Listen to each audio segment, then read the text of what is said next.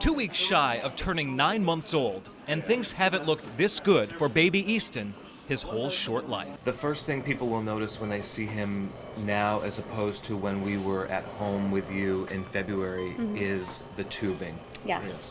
What is that? This is his trach. And it's, some kids have a trach and it's not hooked up to a ventilator, but he has it hooked up to a ventilator.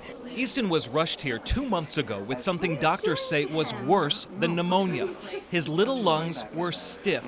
Carbon dioxide was building up in his body and threatening brain damage. For days, weeks, his condition was grave, as one of his doctors told us. More than once we talked about how his disease was bad enough it could kill him. And in a baby who is healthy that gets this sick, we still predict close to 40% mortality. And Easton, of course, he had major medical problems, so it would be hard to call him a healthy baby getting sick. So there were days that we wondered if the hole that we were in was insurmountable. Easton's breathing problems are separate from his skin disease, but they came together to threaten his life in horrifying ways. At one point, doctors said there was no progress, no new options. One night, when his heart rate dropped to a deadly level, his parents, Danielle and Jared, were asked if they wanted to restart his heart. During the worst of it, were there times where you two talked about whether it would be better? Well, yeah. We talked. If the machine stopped? There were several conversations that, Who starts those conversations? Just what would his quality of life be after all of this? We didn't know, and no one could really tell us. So that was our conversation. Like, are we doing the right thing by? He was basically on support from everything, doing nothing on his own. So seeing how he got it was pretty much one day.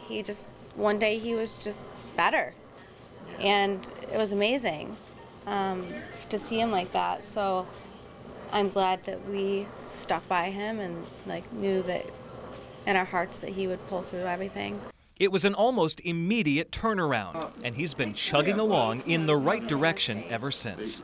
He'll go home as soon as he clears the red tape of ensuring 20-hour-a-day nursing care.